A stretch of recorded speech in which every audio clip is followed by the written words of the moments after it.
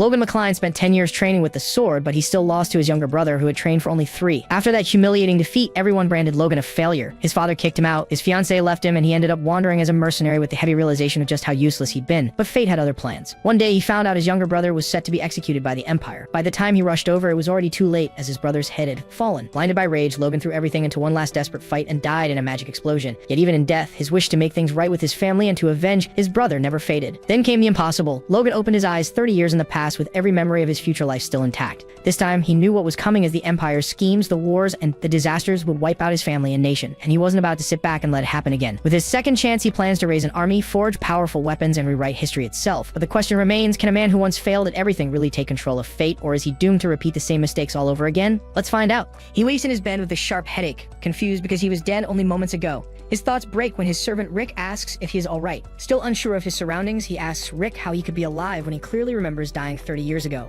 Worried, Rick calls for a doctor. Logan sees his family crest everywhere and wonders if he is dreaming, but then his younger brother, Lonian, enters and asks if he is alright. Logan recalls their first duel and how Lonian visited after his loss. Back then, he threw a pillow at him and called him a bastard child. This time, he reacts differently. As Rick tries to take Lonian away, Logan says there is no need for that and tells Lonian to come closer, leaving Rick in shock. Lonian apologizes, saying he should have been more careful, but Logan stops him and says there is no need for that. Instead, he says he should be the one apologizing, but before he can finish the word, she suddenly bursts into tears. Lonian looks confused since the brother who once threw pillows now throws emotions. Our hero starts thinking about how someone as kind as Lonian was killed, how he fought on the front lines as ordered by the kingdom, just to be butchered. Logan tells Lonian that he is sorry and jumps to hug him. Lonian, a bit scared of his brother's behavior, asks him why he's crying before starting to burst into tears as well. Lonian leaves after saying he will visit again. Logan smiles and tells him to rest. When he is gone, our hero looks out the window and thinks that if this is not a dream and he has truly returned to the past, then he must change everything he did wrong. His thoughts are cut short when a maid enters and apologizes. Logan asks why, and Rick pulls her away, saying he forgot to tell her Logan was resting.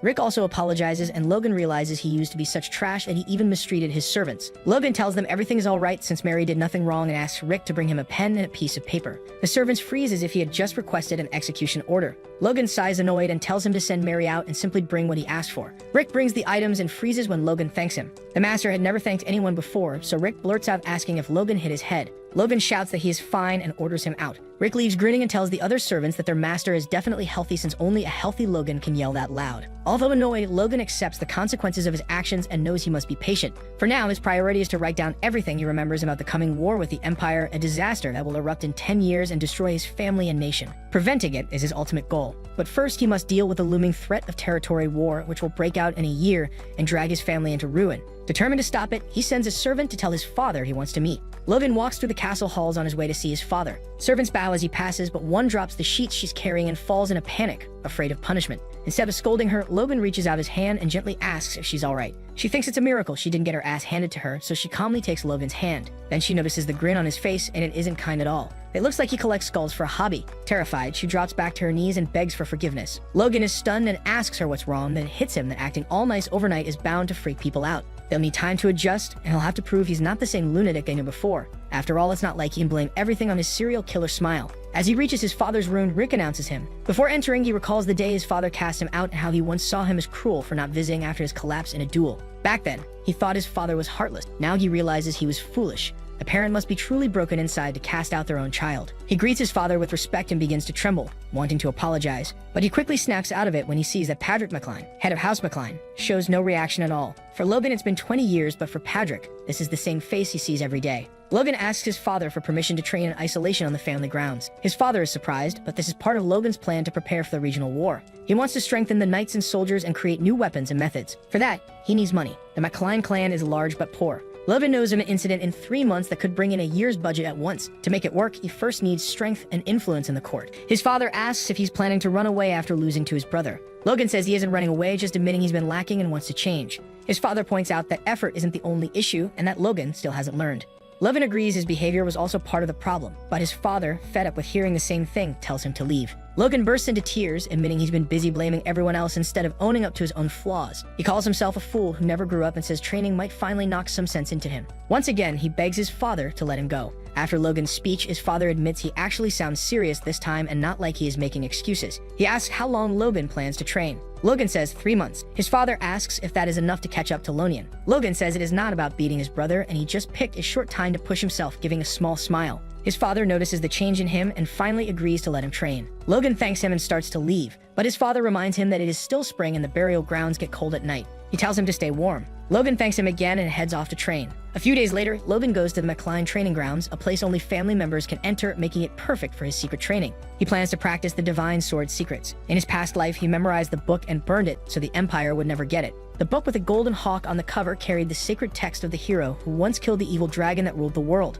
Logan later rewrote it in the Independent Army's secret code so only he could read it. If the book was right, mastering the divine sword would make even Aura Masters and Archmages nothing to fear. In his past life, it was too late to learn this because of his age and lack of talent, but now he finally has a chance. The process starts with reshaping the body through life force and then channeling it into the heart to form a core. For most people, that step is impossible, and before his regression, his body would have collapsed. This time, his force feels stronger in every way, and after 3 days and nights of training, he is stunned to see the core forming. As it takes shape, powerful energy rushes through him. He draws his sword as the secret book had said his body and senses were now tuned for swordsmanship. He admits he has no clue how the core forms so fast, but figures that in 3 months he can get even stronger. So he keeps training right up to the final day. In the end, Logan learns only one of the 10 sword techniques in the Book of Secrets, the time-space slash. With just his single-star core, it is the only move he can pull off, and he swears to master it. He swings a wave down, and even though he is soaked in sweat, he pulls it off, splitting a huge tree clean in half and feeling proud of what he achieved. Logan says this power is far beyond what he imagined, and no beginner should be able to use it.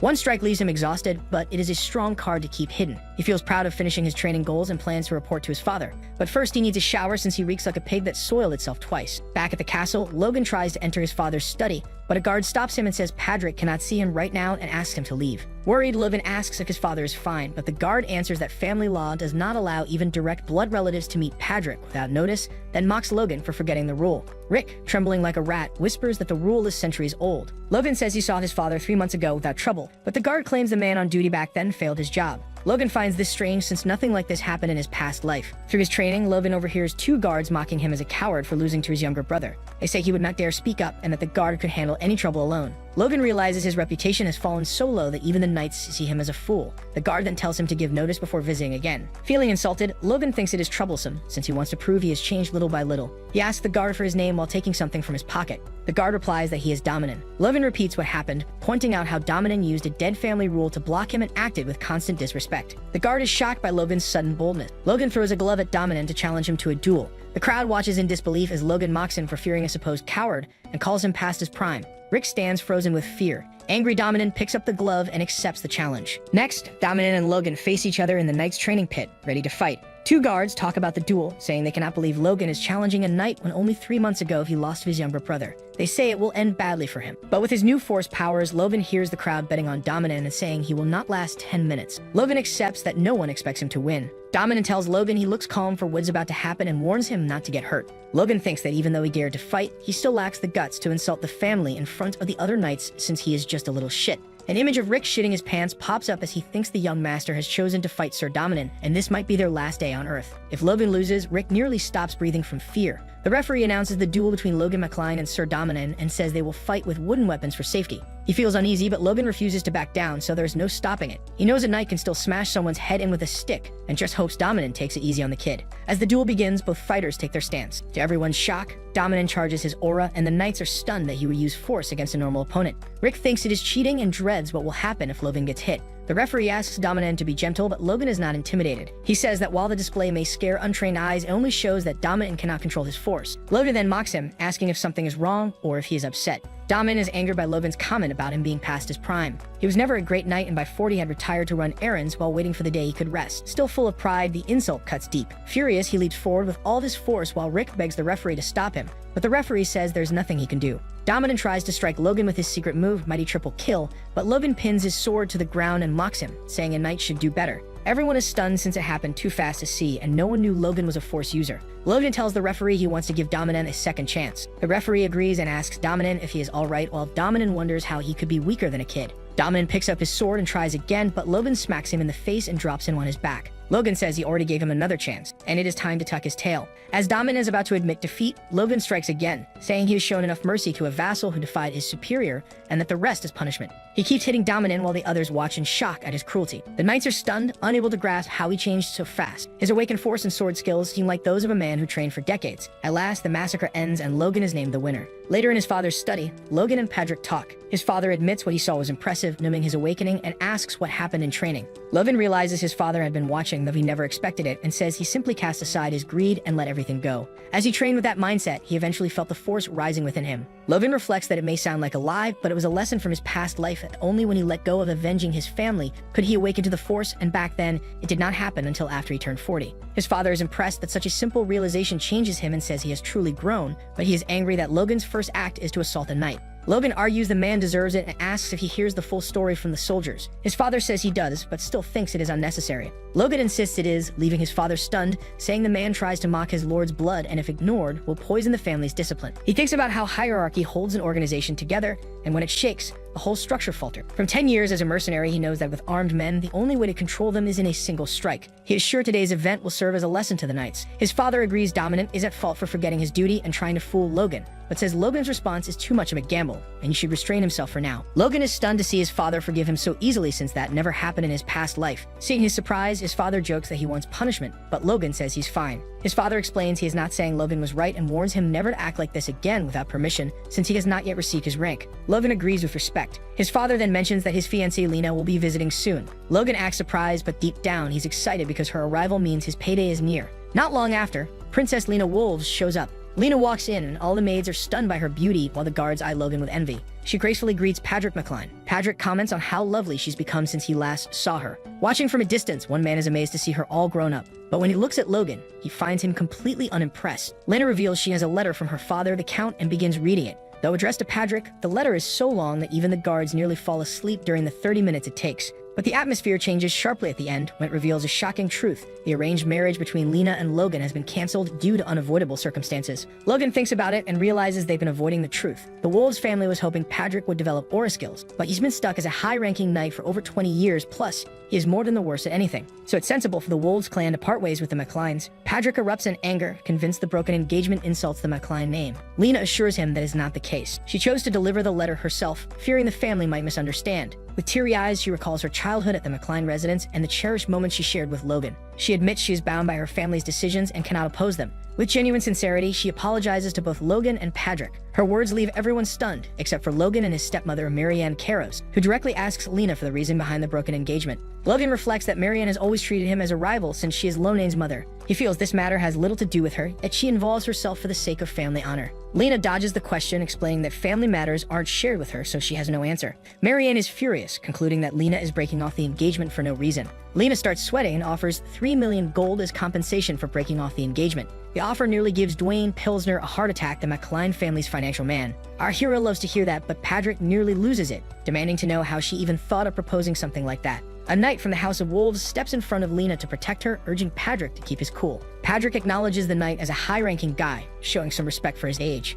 Then he suggests it might be fair to trade a rising star from the Wolves for the dishonor to the McCline family. The knight insists that his master, Lord McCline, is an honorable man and wouldn't go after a young princess. Lena says she does not want to buy honor with money and offers the gold as a sincere gesture to preserve friendship between their families despite the backlash to come. Lord McCline gritted his teeth, knowing pushing further would cost him his honor. He saw why Chiron sent the young ones. However, he tells them that the McClines would not persecute them, but they would not accept a one-sided deal either. In return for ending the engagement, House McCline asked only for an apology from Princess Lena Wolves to his son, rejecting any other compensation. The guards light up, calling him a true noble. Logan stepped in, saying that as the one affected, he had a request. He thought they should take the money since an apology alone was not enough. 3 million gold could fund House McCline for a year, and with half their support coming from his stepmother's family. Losing it would mean bankruptcy. To him, clinging to honor was madness. He tells his father they must accept the Wolves' money, and Padrick grows furious, demanding if Logan is going to make him break his word. Logan sees the pressure on his dad, a high-ranking knight without much influence compared to others in the kingdom. He figures if his dad cannot tackle this, he will not get anywhere. Padrick insists that House McCline is not so desperate they need to toss aside their honor over money. Logan takes a deep breath and confesses it is actually the opposite. They are in serious debt and owe 3 million gold right now, with 150,000 in interest due soon. Without the Kara's support, they are finished, and he feels like they are the kingdom's biggest beggars. But that all happened in his mind, but holds back since it is an official meeting. So he simply says that they need to accept the money for the sake of honor indeed. His father asks if breaking his word is worth their honor, but Logan apologizes and says House Wolves hold greater power. The Count is a Margrave of the East, and taking only an apology would make it seem like they bowed to the wolves. Lena jumps in, insisting that House Wolves is not irrational and truly respects Macline's honor. Logan shoots back, asking how she can talk about respect when she shows up to break off the engagement. Lena freezes, which reminds Logan of when he once thought she was truly sad about their breakup. He recalls being alone with her in a dorm where she thanked him and suggested they share one last memory before parting. Back then, he asks her to run away with him that night, but instead, she throws a knife at his face. He barely defends himself with his sword, and then Lena tries to humiliate him, questioning why he thinks he deserves to be with her. In the chaos, she accuses Logan of being aggressive when a knight barges in. With his sword drawn, it is easy for her to paint him as the villain. Logan remembers how many mistakes he makes, which leads even his family to doubt him. As a result, House Macline has to apologize to the wolves and pay them a hefty price. He swears to himself that because of her actions, he will never trust women again. He decides she will not get away with it this time. Logan thinks about his plan to regain his family's trust by proving he has changed. After fighting Dominant, he sees the soldiers ignore insults toward him, and rumors of his loss to his brother spread quickly. He realizes seeking approval will not change their view. With 9 months until the territory war, he knows saving the family matters more than his reputation. He decides to set aside his family decision and tells Lena he'll accept the compensation from the wolves' family. This leaves Lena shocked. Patrick is furious and confronts Logan about defying him, but Logan responds that he can't settle for empty apologies. He argues that if their honor can be fixed with just words, then those words mean nothing. Meanwhile, Lena tries to salvage the situation and mentions that the wolves' family wants to honor the will of the Baron, asking Patrick for his choice. Logan sees right through it. He knows she's only saying that to save face for her dad, and is probably freaking out at the thought of paying 3 million gold. Patrick looks down on her and declares that as the representative of the Macline family, he's okay with just a sincere apology, but it's up to Logan to decide if it's genuine. This angers Marianne, and Patrick turns back to Logan,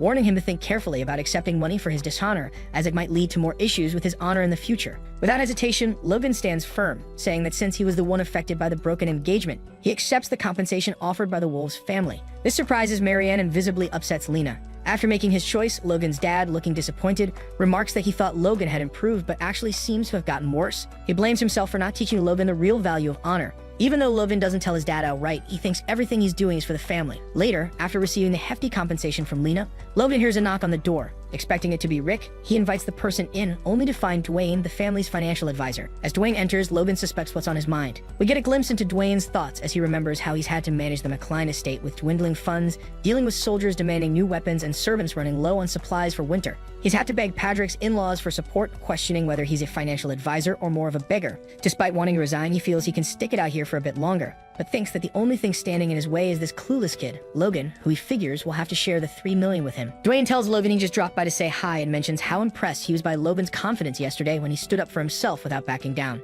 He thinks Logan might actually be a fitting heir to the Macline family. So Dwayne thinks his sweet talk must have really hit Logan hard since he hasn't gotten this kind of flattery before. He used to do nothing but dumb stuff, thinking it would be easy to get Logan's money. But Logan's not buying any of it. He points out that in tough times, 3 million gold is like a downpour in a drought, and it's really taken a load off his family's mind. Dwayne, still feeling hopeful, doesn't get why Logan isn't relieved too, since it's his money after all. But Dwayne's been a financial advisor for them cleans for 20 years, so dealing with frustrating situations is nothing new for him. He ends up crying, which surprises Logan, making him wonder if things are really that dire for the family. Dwayne explains that they owe Cooper Bank 3 million gold, and just the interest is 150,000 gold. But before he can finish, Logan jumps in, and Dwayne's stunned when Logan reveals he already knows that. Logan isn't worried about the interest though, since it's harvest time and he figures they can cover it with the crop profits. Dwayne tries to argue that just running the barony costs a ton and they're always strapped for cash, suggesting a little help could change things. But Logan cuts him off, not wanting to hear any of it. Dwayne can't believe it. He thought Logan opposed the Baron for the family's sake. Logan agrees he'll use the money for the family, but instead of dealing with immediate costs, he insists they need to think about the future. Dwayne thinks Logan is completely clueless and insists that Logan should just hand over the cash to him. Logan challenges him, saying even if he pays off the family debts, it wouldn't really change much for them. Dwayne argues that a bigger budget would make things easier for the estate for a couple of years, but Logan points out that they'd probably just end up in debt again since they don't have any specialty products to sell. It's a vicious cycle, and he's trying to break it with a plan he came up with, but he needs the money for that. Dwayne is taken aback, thinking this can't possibly be the same troublemaker he used to know. He thought Logan didn't care at all about the family's issues. Then Logan mentions he has a favor to ask Dwayne. If Dwayne helps him out, Logan promises to share some cash to cover family expenses. Dwayne wants to know what he needs help with, and Logan says he needs to round up some mercenaries. Later, Logan chats with Rick, who's surprised to see him packing up again so soon after just coming back from solitary training. Logan says he's heading out to make some money, but Rick reminds him that he's already got a fair bit of cash. Logan insists he needs more, and Rick points out that their father definitely won't let him leave with how tense things are right now. But Logan isn't asking his dad, he's planning to sneak out. Rick is shocked, but Logan doesn't care. He figures if he can't fix his reputation now, he has to gather some external help, especially since he knows what's been going on outside, since it's pretty much the same as when he got kicked out in his last life. He decides to find a specific guy as his first move. Rick tries to talk him out of it, saying running away won't do him any good, especially at his age. Logan brushes him off, annoyed, and Rick tells him if he's going to bail, he might as well walk all over him on the way out. Logan just smirks, assuring Rick that he'll be fine and that he's planning to write a letter to their dad so no one will pin the blame on him. When Rick asks what the letter will say, Logan just smiles, which makes Rick breathe a sigh of relief. After Logan leaves, Rick takes the letter to their father, looking like he's about to make a huge scene. The letter starts with a greeting to Patrick and goes on to say that Logan, heartbroken over his engagement, has decided to take a breather, but will be back soon, signed by Logan McCline. Rick, feeling defeated, just cries and hopes Logan comes back. A history of the McCline family is presented, and it seems that even just 200 years ago, the McCline family wasn't in the position it is in now. Their vast and extensive territory once stretched from the neighboring Viscounty to Tesla and the Viscountess of Sylvan and Peretta, as well as the Bifrost Plains, revered them as rulers and lords of the southwestern area of the Grandia Kingdom. With the size of their territory greatly decreased, the vast storage of grain once known as the McCline Plains was given to the most powerful vassal,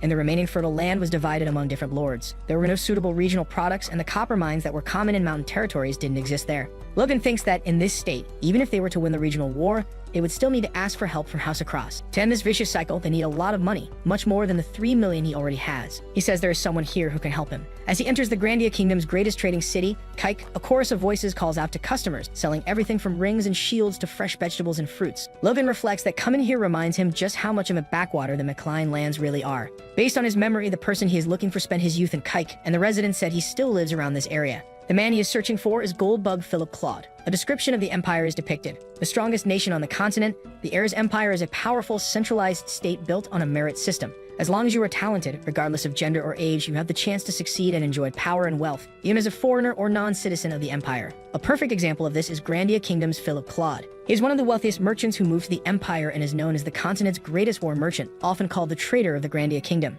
In reality, while many refer to him as the Gold Bug, he secretly supports those from his homeland, using his fortune to build the miracle of Grandia's sovereign dominion. As Logan strolls through the streets, he notices a boy standing in the middle of the road and wonders if that could be him. The child has just been scammed, and he thinks about how he's going to live from now on since he doesn't have any money left. Logan watches him, recalling how he heard Philip's business had failed because he was scammed, but seeing it firsthand is far more horrible than he ever imagined. The kid even thinks about ending his life. Logan approaches him, trying to make his acquaintance, and asks if he is Philip Claude. Philip replies that he is and asks who Logan is, thinking that with his fiery red eyes and strong gaze, Logan might be dangerous. Logan says that he would like to talk for a moment, but Philip remains skeptical, wondering how this stranger even knows him. At that moment, Philip feels a strong emotion in Logan's eyes, when he has seen countless times before in businessmen, that of greed. Philip theorizes, based on Logan's timing and his worn-out armor, that he must be a mercenary or a gangster. Logan tries to make his intentions clear, but Philip suddenly loses his composure and starts shouting that his payment date isn't due yet, and that his commercial property sale will be finalized in 3 days, so Logan should come back then.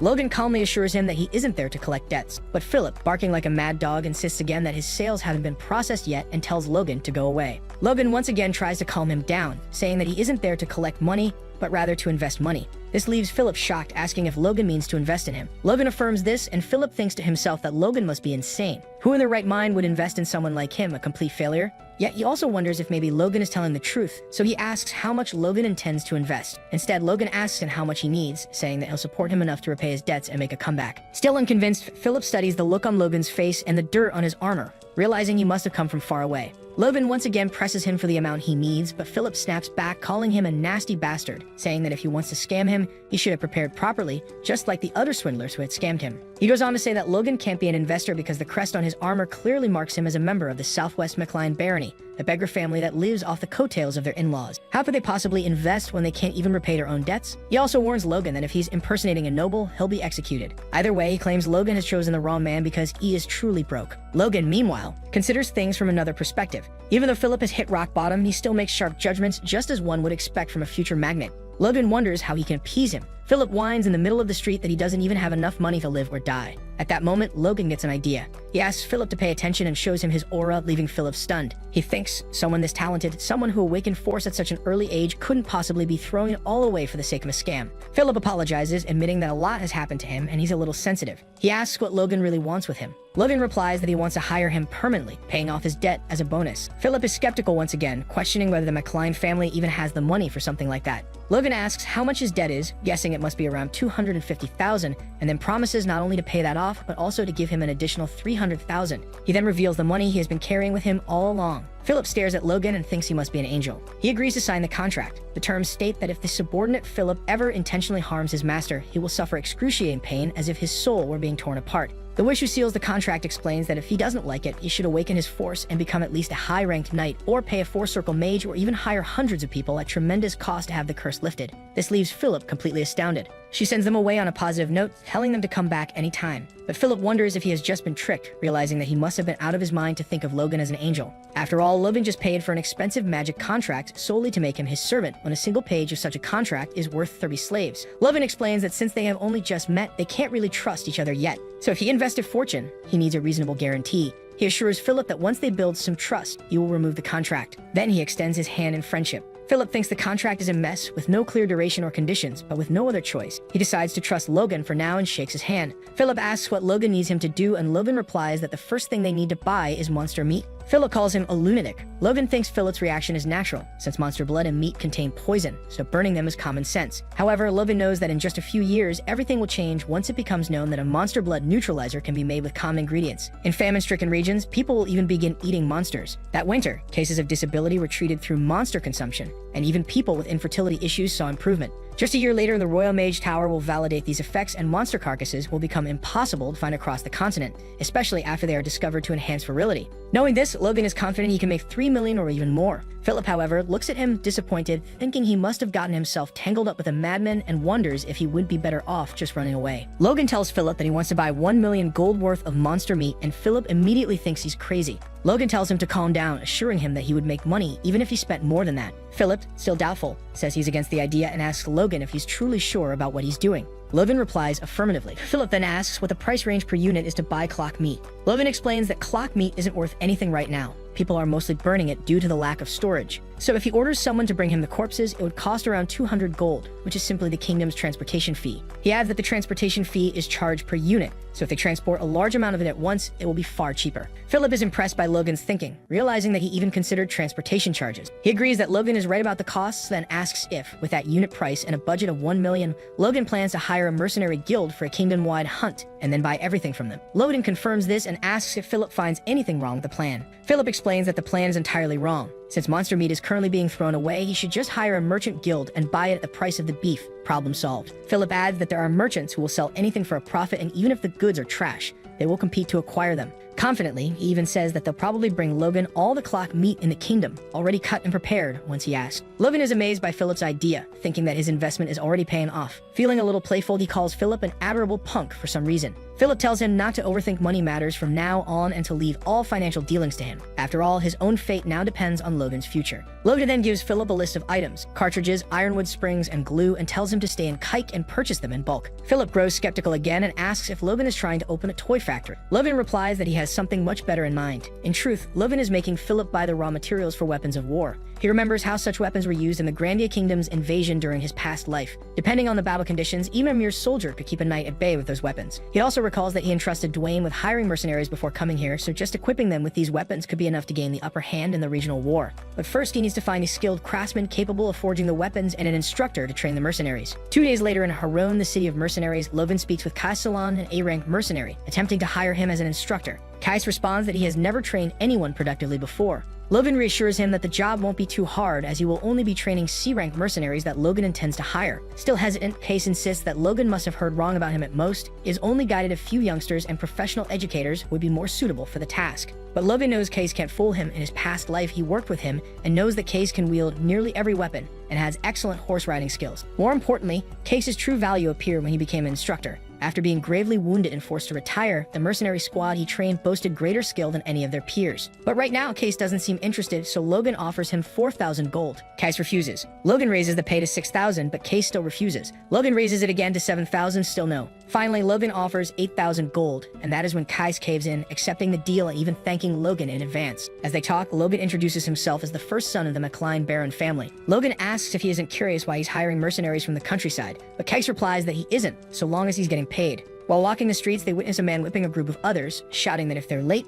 he'll kill them all. Kais tells Logan that, as he probably knows, Haroon's nickname is the city of mercenaries and slaves. They will see many such things here, as the city is also a massive slave market. Logan says he's familiar with the situation and thinks to himself that he plans to buy a slave at this market.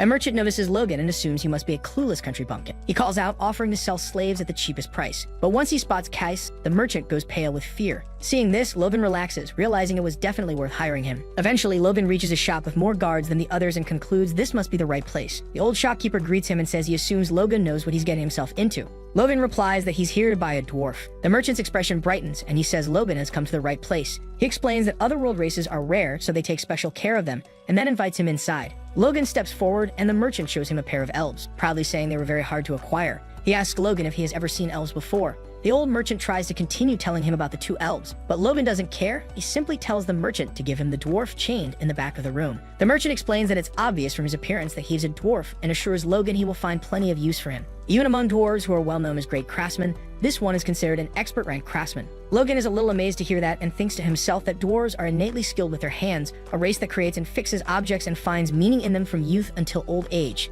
An expert rank dwarf is even beyond what he was looking for, which means he doesn't even need to worry about the work he intends to give him. Logan inquires about the price, and the merchant tells him that since the dwarf is expert ranked, the price starts at least 200,000 gold. Logan glares at him and asks if he looks like a pushover. The old man nearly soils himself and quickly lowers the price by 50,000 gold. Kaisalin observes how fast Logan made the old man drop the price. The dwarf looks at Logan and remarks that what he did was unrelenting, but Logan considers it nothing more than basic. The dwarf then asks where they are going. Logan replies that he'll take him to the McLean estate in the southwest, and that he'll be making the things he requires of him. The dwarf responds that he suspected as much. He explains that while dwarves are indeed known for their craftsmanship, this is not the case for slave dwarves. Despite belonging to a race of craftsmen without passion, they cannot create true works of art. Logan thinks that he wants to instill that passion in this dwarf and tells him that if he does his best for the next 20 years, he'll send him back to the mountain. He adds that 20 years is nothing for a dwarf's lifespan anyway. The dwarf is happy to hear this and is about to thank Logan when suddenly another slave cuts himself loose and starts running away from his master. Logan notices the scene, but the escape doesn't last long. The slave doesn't get far.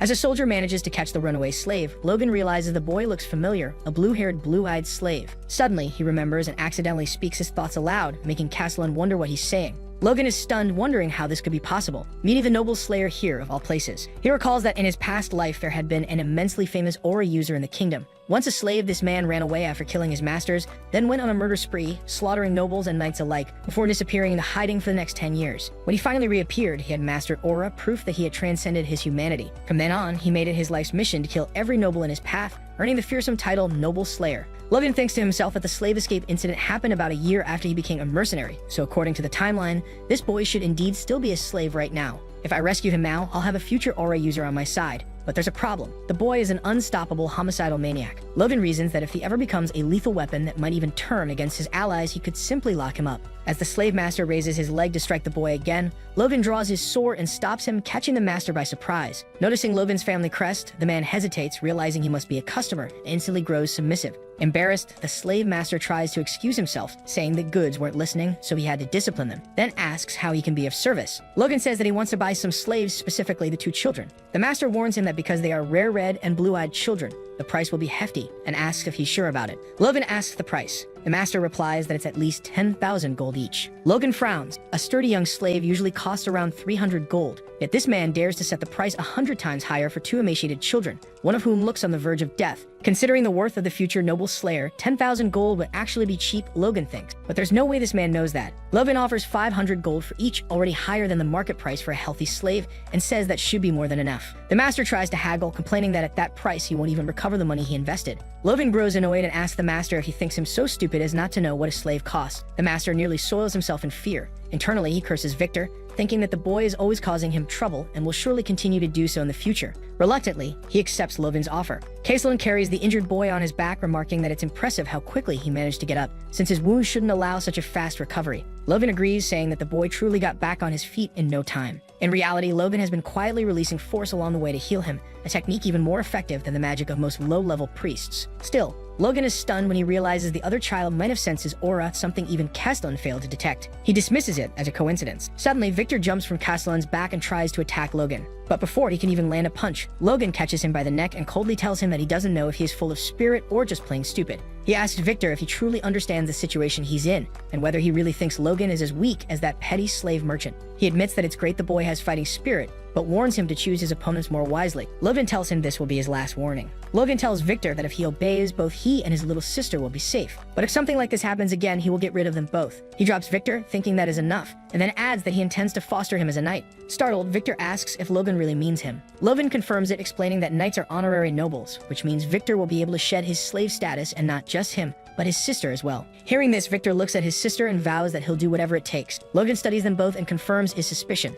The girl is the key to controlling the noble slayer's violent nature. He tells them that training will begin as soon as they return home. Then he calls Hamar the dwarf forward. Logan informs Hamar that he will draft a magical contract. If Hamar works for him for the next 20 years, he will be allowed to return to his mountain homeland. Hamar is stunned, barely believing that Logan would actually promise to send him back to his people. Logan adds that it's hard to trust promises made with mere words in the air, and asks if Hamar has any objections. With shining eyes, Hamar gratefully replies that he wants this with all his heart, and that he'll do anything Logan commands. He thanks Logan again, admitting he didn't think he'd ever hear such a promise. Logan thinks to himself that if a contract alone is enough to motivate the dwarf, then he's the one profiting here. He acknowledges that he gained everything he could have hoped for from this outing and even more, having managed to secure the future noble slayer. To himself, he notes that preparations for the coming war between the thieves are going smoothly. But what Logan doesn't realize is that while he was away, rumors of his strange behavior had already spread across all of the McCline lands. His reputation had hit rock bottom, sinking underground, while Rick was left drowning in the chaos, desperately trying to make amends and wondering in frustration, what the hell is Logan up to next? It appears that Logan has returned home.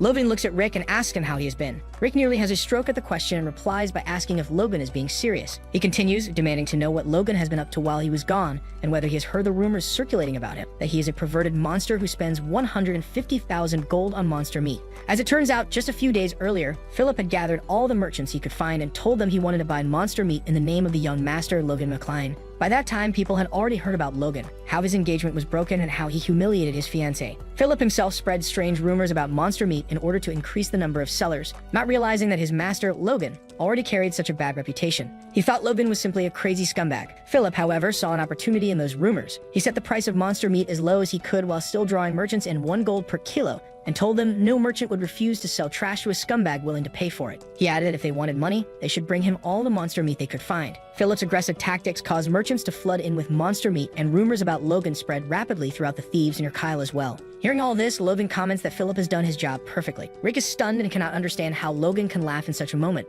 He tells Logan to look at the faces of those who returned with him and think of how many rumors they must have heard to be staring at him like that. Logan replies calmly that Rick should not worry, as everything will soon be over. But Rick warns him that he should not be so relaxed, since next he has to face Patrick, who is furious. In his father's study, Patrick asks Logan if he enjoyed running away from home. Logan answers that it was indeed a rewarding trip. Patrick tells him that he has heard rumors about his crazy behavior, but is at least glad that it was somehow rewarding. Logan defends himself, insisting that rumors are nothing more than senseless lies and that he feels no shame for his actions. At that point, his stepmother speaks, telling Patrick that it is just as she's always said. Logan has no awareness of his position or of how his actions dishonor the family name. However, Logan does not let her finish and cuts in by replying that what she says is a bit excessive, as he merely spent the money from his engagement break as he saw fit. Marion intervenes again, asking Patrick if he heard what he is saying and if he still sides with him after all that, but Patrick shouts that this is enough and kindly asks her to leave as he wants to speak to Logan alone. For a moment, Patrick tells Logan that this will be the last warning he is given. Logan looks afraid as he stands before his furious father.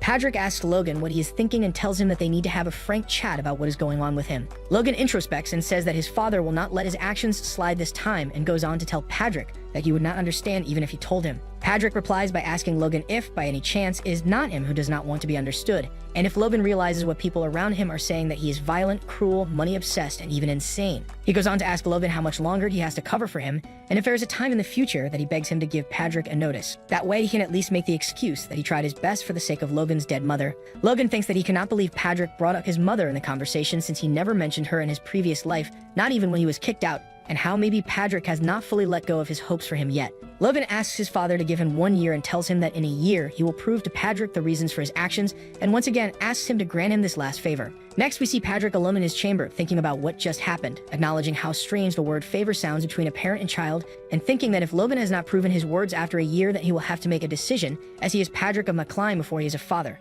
A picture of Logan's mother appears to Raina, to which Patrick apologizes, saying that he does not understand what is going on with their son. Patrick monologues that he promised to protect him at all costs and to raise him well, but in the end, he was too neglectful. As he walks the castle halls, Logan meets his younger brother, and what he sees leaves him stunned. Lonane has awakened the Force. Lonane tells Logan that just as he thought, Logan caught up with him right away. Logan is happy to see that Lonane has awakened the Force at such a young age, just 14 years old, and thinks that in his previous life, Rand's Force did not awaken until the war between the thieves, but it awakened so quickly this time. Lonane tells Logan that it is all thanks to him, and Logan does not understand what he means by that. Then Lonane goes on to say that the Knights were stopping him from meeting Logan when he returned, and that is when he awakened. It appears that he defeated the Knights in the process of trying to meet with Logan. Logan starts laughing and tells Lonane that he did a great job, and thinks that if he teaches Lonane the divine sword secrets as soon as the Force stabilizes, then he can become much stronger than he was in his past life. At a cottage in the south of the McCline estate, Logan goes to meet Dwayne, and he tells Logan that the 35 C-rank mercenaries he was asked to recruit are all there. It appears that the mercenaries are mad at Logan, asking themselves if this whole thing is not some kind of scam since they were called there 10 days ago, and until then, they had never met Logan. One of them even remarks that a lowly baron family would not dare to begrudge a mercenary guild unless they are crazy, and another one comments that they may never know, as the rumors about Logan have even reached them as well, and they are bad enough. Then they go on to comment on Logan's appearance, how he is carrying a sword and armor, trying to act like a soldier. Hearing everything Logan thinks, he has to pull on the reins with these rascals that fight for a living, or he will never get through to them. Logan then addresses one of the mercenaries and asks him if he thinks that wearing armor and carrying a sword is funny, to which the guy replies that he does not understand what he means by that and thinks about how Logan could hear his comment from over there. Logan goes on to mock the guy by saying that he can for sure think that, but only if he has the skills to back it up. Then he tells the guy that he is only a lowly C-rank mercenary and asks him what non-existent skills of his give him the right to look down on others. He then rhetorically asks if he offended him, acknowledging that even a lowly man like him has pride, and tells him to step forward. Logan then makes a bargain with the guy, telling him that if he manages to hit even a single blow on him, he will let him leave right then and also pay him an entire year's worth of money, making a promise with the honor of a noble at stake, and says that everyone there is a witness. The mercenary steps forward and tells him that everything being said is great for him since now he cannot go back on his word, and looks down on Logan, trying to scare him. How could you scare anything with that ape face though? The crowd starts to comment on the mercenary's size and ask themselves if he might perhaps be a B ranker, to which another guy replies that he is not yet, but he might get there after this job. Hearing this, Logan huffs and realizes that this must be the reason the mercenary is so confident. The mercenary tells Logan to take the first blow, and Logan replies by telling him that he will regret this decision. However, the mercenary disregards the danger, telling Logan that he has been using a sword so much longer than him, so he should not worry about that, and asks Logan if he needs the upper hand by any chance. That is when Logan charges his force and punches the guy in the face. Everyone is stunned to see the sheer force of this blow, and it seems that Logan ended this duel in one strike, leaving the guy dead on the ground with his teeth flying into the sky. The other mercenaries look in disbelief while Logan simply stretches his shoulder, huffs, and asks if there is anyone else who wants to run their mouth for no good reason. The rest of the mercenaries can't believe he's a force user, especially at his age, and honestly, they think it's kind of ridiculous. Kai looks at Logan, thinking he always knew the kid was a bit different, but never imagined he was this good. Logan then makes it clear no one's allowed to comment again, ever. After that, he introduces himself properly as Logan, the guy who called them there. He says they're probably all wondering why he's throwing gold around like it's confetti and hiring a bunch of mercs. The answer: he wants to train them as crossbow cavalrymen. That gets some eyebrows up. Dwayne and Kai are surprised, and the mercenaries aren't sure whether to laugh or walk away. One of them even mutters something about how they'll spend more time reloading than fighting. Kai leans over and quietly tells Logan that crossbows really aren't great for cavalry, which Logan says he already knows. Kai, confused, asks why he trained them with crossbows then. Logan explains that sure, bows are faster, but crossbows hit a lot harder. The problem is that a newbie takes over a minute just to reload one, and if you're on a horse carrying 3 or 4, you're still out of firepower in about a minute. So yeah, he gets why they're confused. Logan then tells Kai that even if it looks like he's just playing soldier with daddy's money, there's a real reason behind it. He plans to train them thoroughly and says Kai will understand why soon enough. He finishes by saying that crossbow cavalrymen might end up being a key force for McCline even after the upcoming war with the thieves. Kai still looks unsure but agrees to follow his master's lead. A few days later, Logan reviews the numbers. Out of 350 mercs, 312 passed the basic qualifications. That's good enough for now. Just then, someone interrupts him. It's Hamar who wants to know what the heck is on the piece of paper Logan gave him. Logan says it's a schematic of the crossbow he once built. He admits it probably looks rough to a professional, but it's a weapon he used for decades in his past life. He's sketched out everything he can remember and says Hamar should be able to handle the rest. Hamar looks it over and says he needs to add a cartridge in the back to hold the bolts and get it to auto-load. He says it also has to fire 3 shots in a row, then asks a completely deadpan person who came up with such a dumb idea. Logan casually replies, "Me." Hamar just stares at him like he's lost his mind. But then Hamar says it's actually a brilliant idea, but the twisted string in that design won't last and will probably snap. Also, putting a wooden box behind it will make it super uncomfortable for the shooter. He asks what Logan plans to do about that. Logan says, "Not my problem. That's your job." Hamar looks like he's about to explode, so Logan quickly laughs and says he's joking. He then suggests shrinking the bolt to make the cartridge smaller and agrees that, yeah, it's basically a one-and-done kind of weapon. So instead, they'll make preloaded cartridges and swap them out after every shot. He says they'll call them magazines for convenience. Hamar hears that and freezes. He says even the best crossbowman can barely fire 2 bolts a minute, and what Logan's describing sounds like something from another era.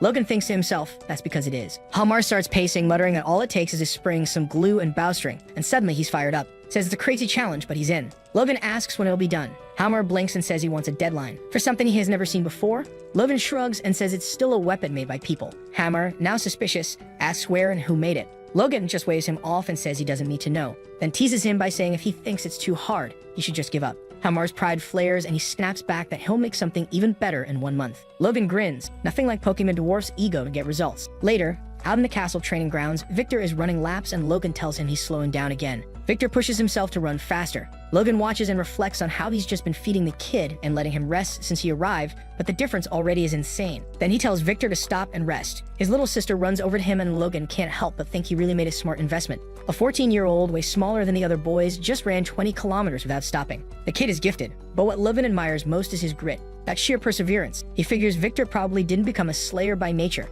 That transformation was probably all for his sister. He cuts off the thought and tells Victor that break time's over. He tosses him a sword and says they'll start training in the Grandia Kingdom's official sword technique, the one every knight trainee learns, and he gets ready to demonstrate. He grips his sword and slashes the air with strength and precision. Victor watches, but he looks more ready to drop dead than impressed. All he wants right now is sleep. Still, he bites his lip and thinks if the price of good food and sleep is total exhaustion, then he'll pay it. He picks up his sword and copies the movement exactly, slicing the air perfectly. Logan's eyes widened. The kid didn't just mimic the move. He matched the timing as well as the breath after seeing it once. Logan thinks not even Lonian was that good and they're the same age. He tells Victor that if he can keep building stamina and perform that technique 1,000 times in a row, he could probably call himself a knight. Victor's eyes light up, imagining that future. Logan asks if he thinks he can do it, and Victor immediately says yes. Logan tells him if he needs anything for training, he can ask Rick, but Victor says he doesn't need anything. Logan double checks, and Victor says his only request is that Logan look after his sister. That's all he needs. Logan smiles. That's a perfect answer. While training Victor, Logan thinks that the boy might not be ready for war just yet,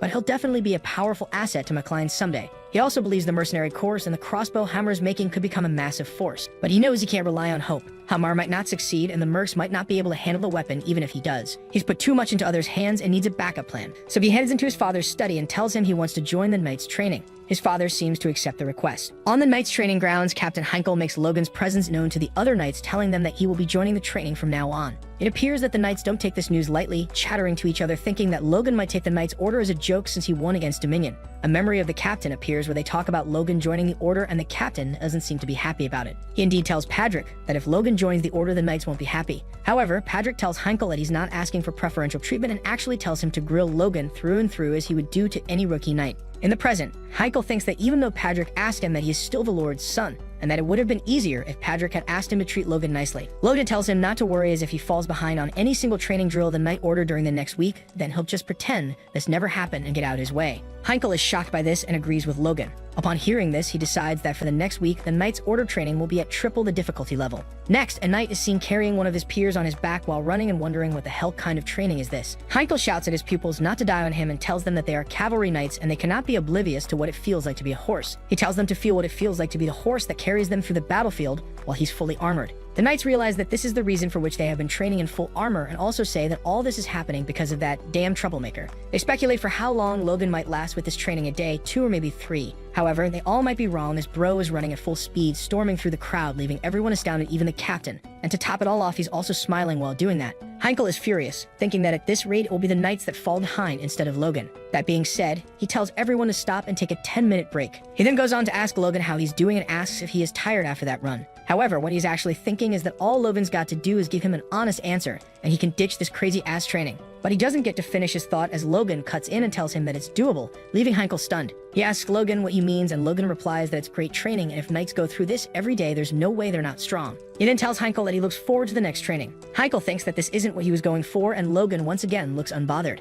Late in the night, Logan looks around that all of the knights must have returned home. He then goes on thinking that training with the knights is his insurance policy in case all of his plans fail, saying that if that happens, he'll join the knights and fight on the front line, so he might as well start to form a bond. Another reason for which he is doing this is his strength, as he can develop his force through meditation. But what is also important is to train his body. That's where the knight's order comes in handy, and just as he thought, as his force core is growing, he doesn't feel fatigued. He picks up his sword, and in one quick slash, he releases a slash of force, thus demonstrating his power. He thinks of how he has all this force, and it's just from a 1-star core, and thinks that once he reaches 2 stars, he'll have the power to rival a high-ranking knight like his father. In the morning, he tests crossbows, deeming all of them failures, and asks Hammer if this is all he can do. He then inquires about the thread he ordered and says that this thing can only shoot 1 round, and he's not seen the magazine either, and tells Hamar that it needs to be integrated. Hamar is furious, and Logan goes on to apologize, saying that he went a bit too far, to which Hamar replies that he is right, and even if Logan is his master, he should never insult a craftsman's pride. However, what Logan actually means is that if this is really Hamar's best, then there is nothing they can do.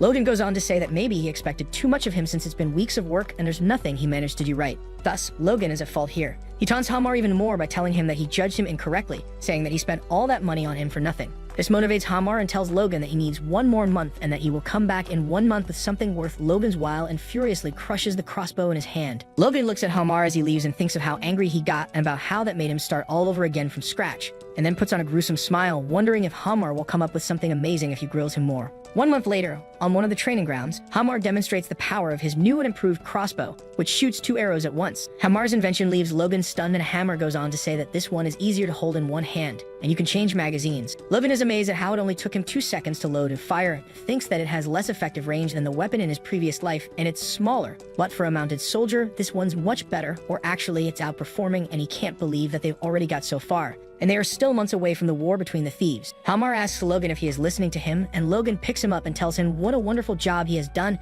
continuing to boast about the dwarves and wishing long life to Hamar. The dwarf Hamar is not as happy as Logan, since he thinks that someone might see them, and tells Logan that he is not a kid wishing to be put down. Logan peacefully looks into Hamar's eyes, prepared to ask him a question, and when Hamar asks what it is, Logan slips back into his psychotic self and tells Hamar that he needs 400 of these in 2 months. Logan gives Kai and the other mercenaries the crossbows, and they are all amazed by how far the dart goes and by the fact that they shoot consecutive shots as well. Kai looks down at the invention and asks himself how a crossbow could even do such a thing. A muzzle-loading crossbow of this range, power, and speed. With this, an army of 300 or more mounted troops could do incredible things. Kai realizes that this was Logan's plan all along, and Logan tells him that he is correct. Logan goes on to think that Hamar went through quite a hard time. Even though Logan had extra craftsmen assist him, he never expected Hamar to complete the order 2 weeks ahead of schedule and even make 100 extra crossbows. Logan says that he'd also like to share this with the knights and soldiers, but there is the issue of funds and the possible leak of technology, so he decides he should hold off on that for now. Logan tells Kai to equip the mercenaries with crossbows and clear out the monsters from outside the territory,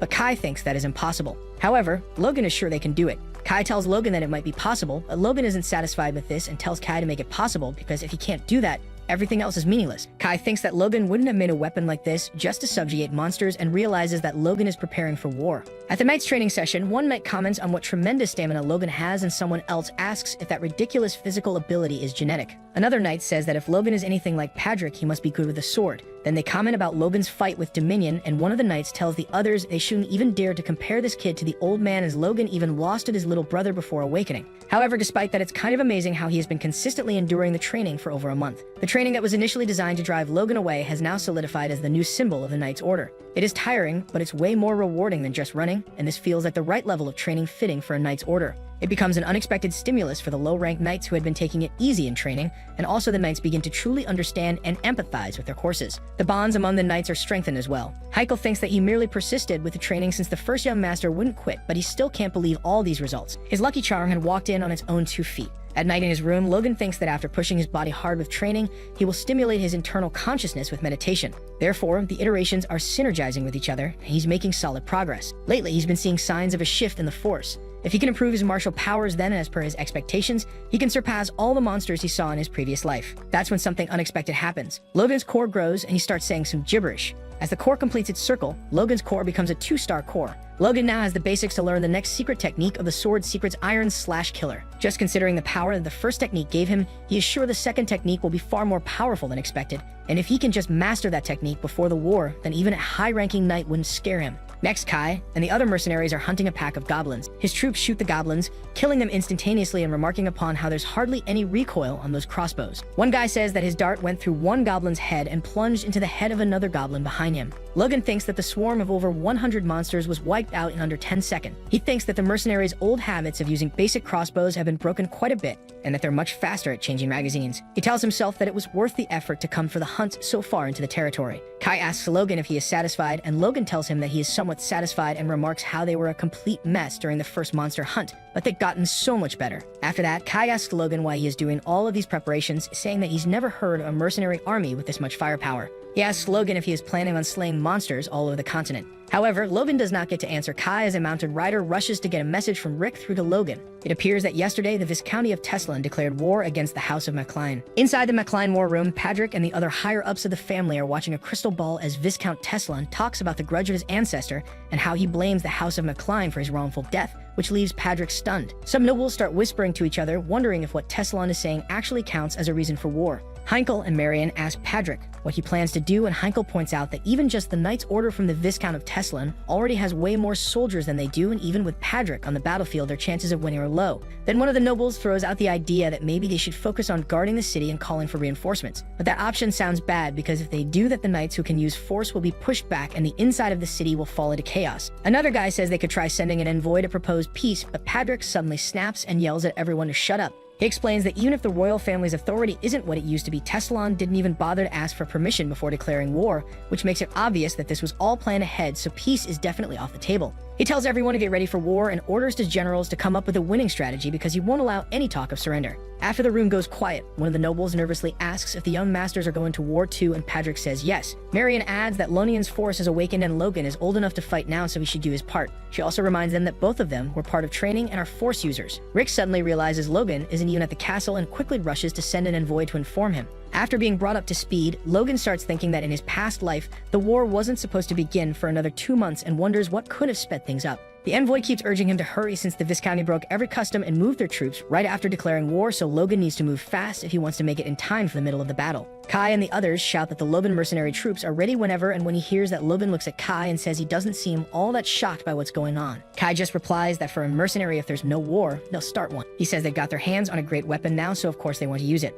Logan looks over his army and thinks they're way too confident, but he gets it because they've trained hard the past few months and completely wiped out waves of monsters. He says it doesn't matter when the war starts because the only thing they need to do is win. He believes they already have enough combat power, so he gives the command for the troops to march toward the McLean Plains, confident that this war will end in victory. Back at the barony, the war starts even sooner than the McLeans expected. The very next day after the declaration of war, Teslan's forces show up at the McLean estate, and their numbers are way higher than what the vassals expected. Captain Heinkel tells Patrick that the Viscount's army includes 100 knights, over 1,000 regular troops, and almost 10,000 conscripts, and says this is clearly an all-out war. Patrick hears this and thinks Teslan has gone completely mad. He isn't just bringing elite knights who are like superhumans to an internal battle, but he's also using conscripts, even though this isn't a war between nations but a feud between nobles. That makes Patrick ask himself why the Viscount Hammond is going to such extremes. Then things get worse. The captain tells Patrick that the House of Karis said they won't be sending any troops, which leaves both Patrick and Marion speechless. Marion refuses to believe it and says this has to be some mistake. The captain says Miss Dwayne confirmed the news, and she starts arguing hard that she already checked with them and everything had been settled, and that this should not be happening.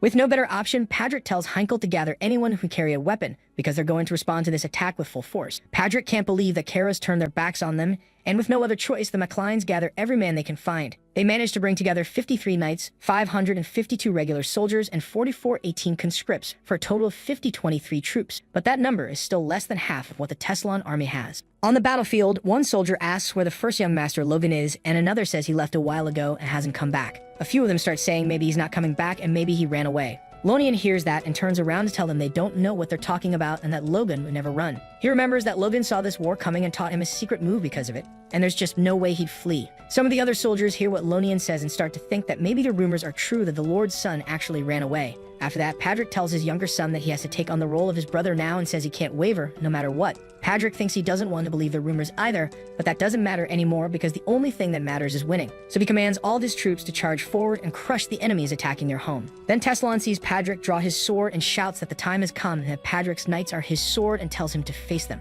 Patrick charges with his aura ready and tries to break through the enemy vanguard, but he's shocked when a knight with a shield blocks his strike,